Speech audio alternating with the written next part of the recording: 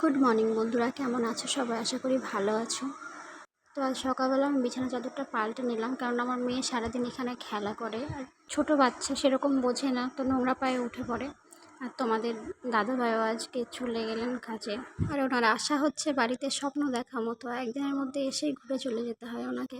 আর মেয়ে তো বাবাকে ছাড়তেই চায় না, কেননা ওর বাবার সঙ্গে বন্ডিংটা খুবই স্ট্রং।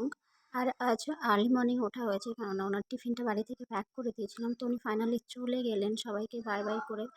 আর তারপর আমি দেখলাম পিছনে রোদ এসছে, তো আমি আচারটা নিয়ে গিয়ে রোদে দিয়ে দিলাম, কেননা রোদে না দিলে আচারটা তাড়াতাড়ি নষ্ট হয়ে যাবে। আর সকালবেলা খাবার খাওয়ার পর আমি বসে পড়লাম উচ্ছে কাটতে। সকালবেলা আসলে বরমাসের জন্য রুটি সবজি করেছিলাম, তো সেটা একটু বেশি করে বানিয়ে নিয়েছিলাম সবার জন্য। সেটাই নাস্তায় ব্রেকফাস্টের সময় খাওয়া হয়েছিল। আর এখানে তোমরা দেখো উচ্ছেগুলো দুদিন আগে নিয়ে আসা হয়েছে, তো ভিতরগুলো একটু লাল হয়ে গেছিলো।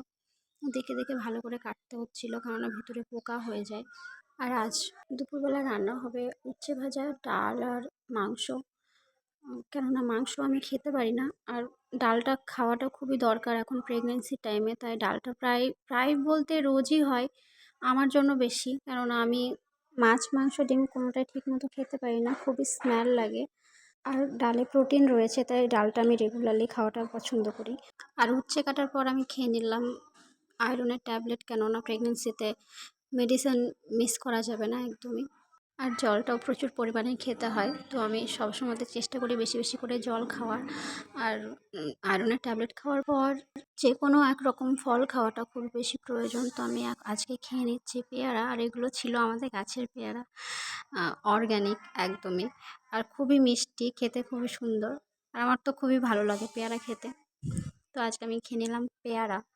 আর আমার ফার্স্ট প্রেগনেন্সির সময় সিমটমসগুলো একদমই আলাদা ছিল, আর সেকেন্ড টাইম একদমই আলাদা। তো আমি তোমাদের সঙ্গে কোনো সময় শেয়ার করব যে আমার ফার্স্ট প্রেগনেন্সি ঠিক কেমন ছিল। আর সেকেন্ড টাইম আমার খুব ফ্রুটস খেতে ভালো লাগে, খাবারটা আমি খুব বেশি খেতে পারি না, ফ্রুটস খেতে আমার খুবই বেশি ভালো লাগে।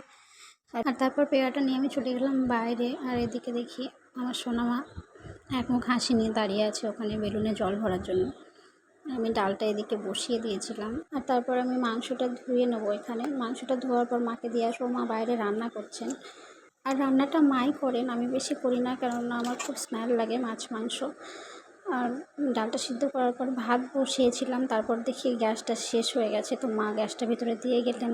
তারপর আমি গ্যাসটা সেট করে নিলাম, আর মেয়েকে স্নান করাতে নিয়ে গেলাম, কেননা দুপুর হয়ে গেছিলো, টাইম মতো স্নান করে খাওয়াতে হবে ওকে, কেননা ছোটো বাচ্চা, টাইম টাইম সব কিছু করাটা দরকার।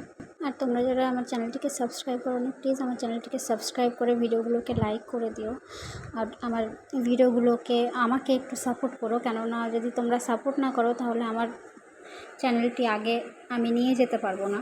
তাই আমার ভিডিওগুলোকে অনেক অনেক বেশি ভালোবাসা দিও তোমরা। আর তোমরা ভালো থেকো, সুস্থ থেকো, সবাইকে ভালো রেখো। আর আজকের মতো এই পর্যন্তই। Thank you for watching my videos.